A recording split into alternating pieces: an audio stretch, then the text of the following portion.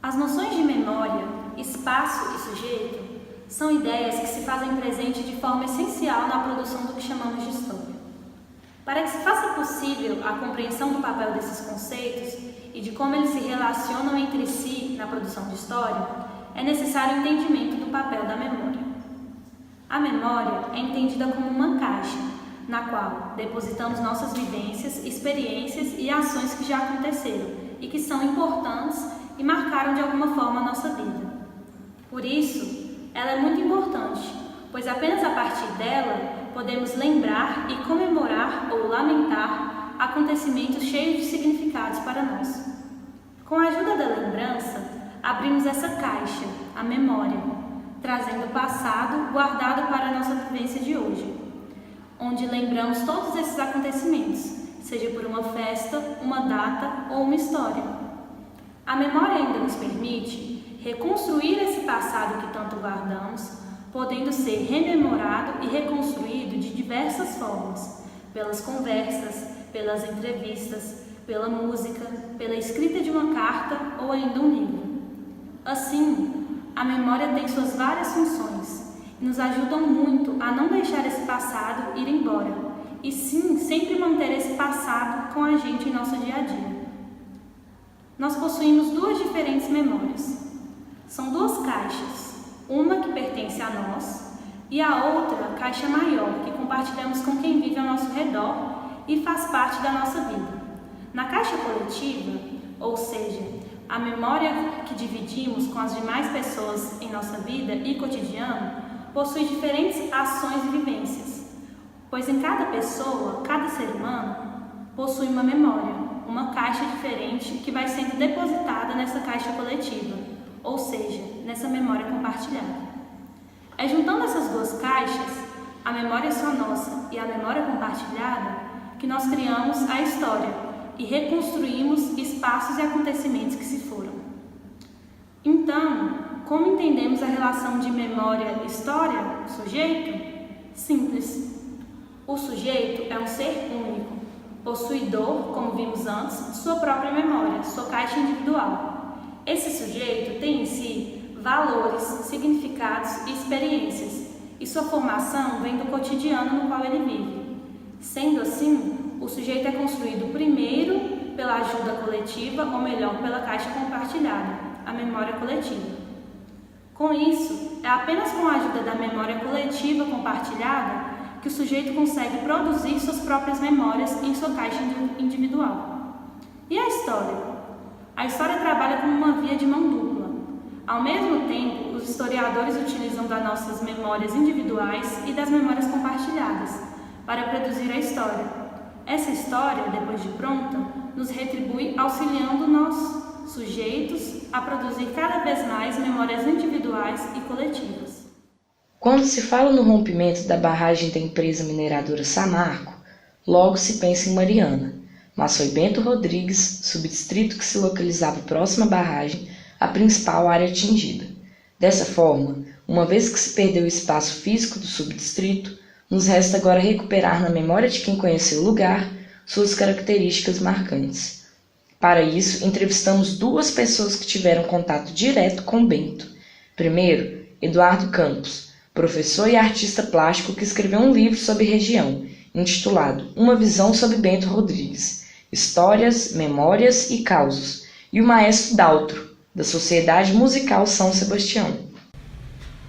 Bento Rodrigues, eu conheci Bento Rodrigues em 1994.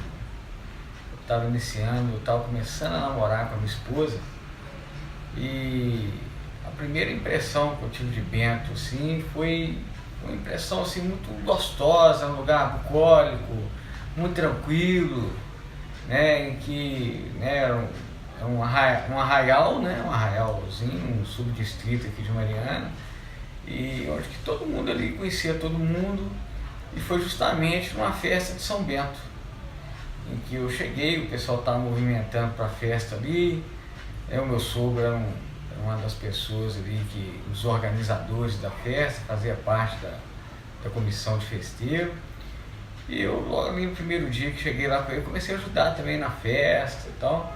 Então foi uma impressão assim que eu tive muito gostosa do Bento, um lugar tranquilo, que você sentava assim na praça, na pracinha ali onde era a igreja de Bento Rodrigues para bater um papo. Bento. Olha, a memória marcante para mim, Bento Rodrigues, né, como assim, vou olhar pelo lado assim profissional, né, como eu sou artista plástico, sou restaurador, então um momento marcante assim, e inclusive que eu mais senti assim, lógico pelas perdas das vidas, né, das pessoas da tragédia, mas foi sobre o trabalho que eu fiz de restauração na igreja de Bento Rodrigues, do acervo das imagens. Logo quando eu comecei a conviver em Bento Rodrigues e fui tomando mais intimidade com as pessoas lá, principalmente o senhor Filomeno, e que eles foram conhecendo o meu trabalho, vendo o tipo de trabalho que eu fazia, foi a restauração do acervo de imagens do século XVIII que se perderam, né? A parte histórica, né? A própria capela de São Bento. Olha, como eu estava te falando, o Bento, né, para mim, que convivi, significa para mim 21 anos da minha vida. Eu conheci o Bento lá, igual eu falei, lá meio que abandonado, né? Porque o Bento era um lugar esquecido, que ninguém conhecia o Bento antes da tragédia, só as pessoas que conviviam lá, as pessoas da comunidade, as pessoas que tinham uma convivência com o lugar.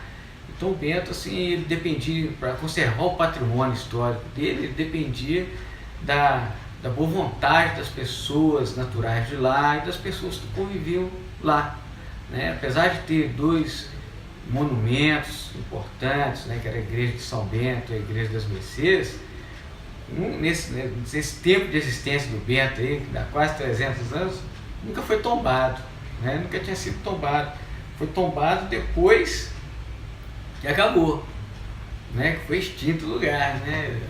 Então é uma perda de uma cultura, de um patrimônio muito grande, né? Eu costumo dizer que o Bento ele foi descoberto depois que ele acabou, né? Porque depois que ele acabou, só lá tinha um patrimônio histórico importante, lá não sei o que o povo começaram a descobrir. Eu lembro que na época da tragédia tiveram pessoas que falaram, mas lá no Bento não tinha nada de histórico não, a pessoa está aqui de Mariana mesmo. Quer dizer, era um desconhecimento total, como é o desconhecimento total também de outros distritos, de outras regiões da cidade, né?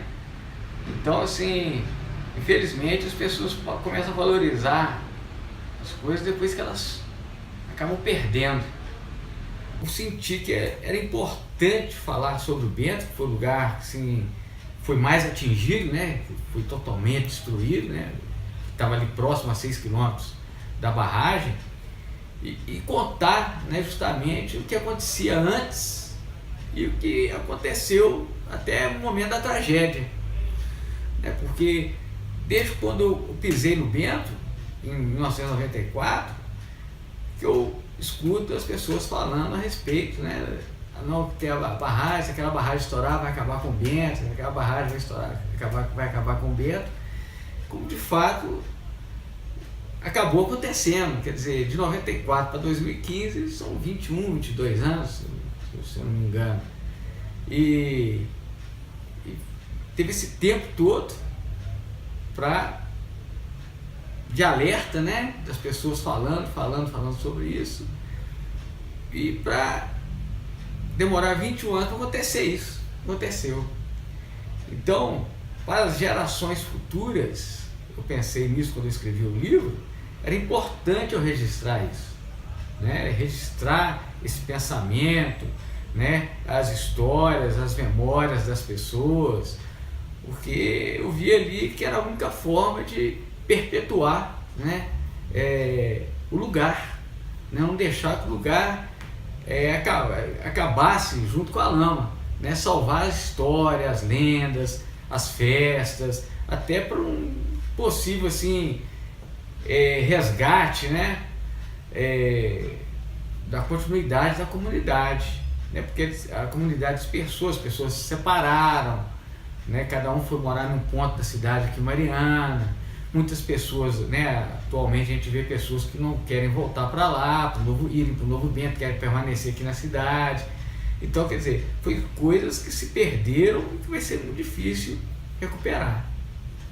Então, acho que a importância do livro está aí. A vontade de escrever esse livro foi essa, né, de perpetuar a história, de resgatar a história e para que futuras gerações possam ter acesso nessas informações, né, que eu acho, como eu trabalhei, né, minha vida inteira com patrimônio, com arte, com patrimônio, com cultura, então eu acho que foi uma missão que eu tomei para mim, né, como eu já tinha esse lado, né, de patrimônio histórico, de trabalhar com resgate, restauração, né, de arte, de privilegiar a cultura, então eu me senti na obrigação de fazer esse trabalho. Foi um trabalho assim que eu não tive independente, né, foi um trabalho independente que eu não tive apoio nem de ninguém, nem de uma instituição, fiz assim sozinho. Depois veio o apoio do Jornal Espeto, né, do Leandro, que me apoiou muito nessa questão. Fiz a parte de ilustrações também, que eu quis fazer as ilustrações, né, a questão do texto, e depois corri atrás de uma pessoa, de um amigo, faz uma revisão para mim aqui e tal, ver se está legal, o que pode ser cortado, o que pode, né?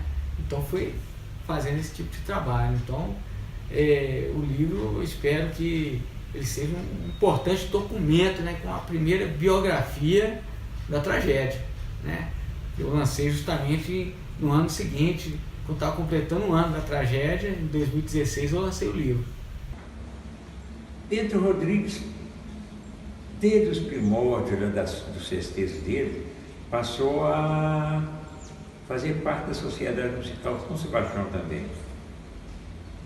Era a única banda que estava lá presente, em Bento Rodrigues, em todas as festas. Todas as festas dessas, nós estávamos lá participando. Então nós formamos aquele elo, aquela coisa gostosa, né? E acoplou a sociedade com o movimento Bento Rodrigues. Era um lugar aprazível, muito bonito, Bento Rodrigues, aquele centro, era pequeno aquele lugar, mas tinha aquela praça muito bonitinha ali, aquele movimento que era gente simples, né? Pessoal simplório. E a banda ia chegando, era aquela vez, eles abraçavam mesmo, abraçavam a gente, e aqui formou uma cadeia maravilhosa. Parece que todos os músicos sempre pediam à banda, eles queriam ir lá. Eles queriam tocar lá porque sabiam da recepção, né? Como seria o tratamento, como seria a festa. Era sempre aquela coisa, não mudava nunca, né? Sempre, todo ano, toda vez que ele era só aquilo. Era a missa, era a posição à tarde, depois a bênção, terminava. E tinha uma retrete da banda. Às vezes nós íamos tocar para as cozinheiras. Fica em nossa memória a recepção que tínhamos, né? Quando chegávamos a Bento Rodrigues, os fogos, o foguetório grandão lá, o povo recebendo a gente com aquele carinho, com entusiasmo, né? Com a perspectiva das festividades, esperando que a banda fizesse aquilo que eles queriam, né? Engrandecesse a beleza da festa deles, tá? Desse valor à festa deles, né? O que não poderia faltar era isso exatamente, essa simplicidade do povo, esse amor àquele lugar. Mas é uma coisa que não vai acontecer mesmo, eu tenho certeza que não acontece mais, porque eles foram para Mariana e outros lugares aí, já 3 anos vivendo fora de Bento, vivendo outra vida em outros lugares, né, mais movimentados. Então, eu acho que, muito embora eles chegassem lá querendo fazer, eles não vão ter mais, eles vão ter aquela coisa na cabeça do barro lá de cima, descendo, já não será a mesma coisa, eles não vão ter aquela orientação básica deles, de família, não vai ter mais, não vai acontecer isso mais não. Eles vão estar sempre receosos, eles vão estar sempre procurando alguma coisa que não está ali, e não estará nunca mais, não vai mais estar.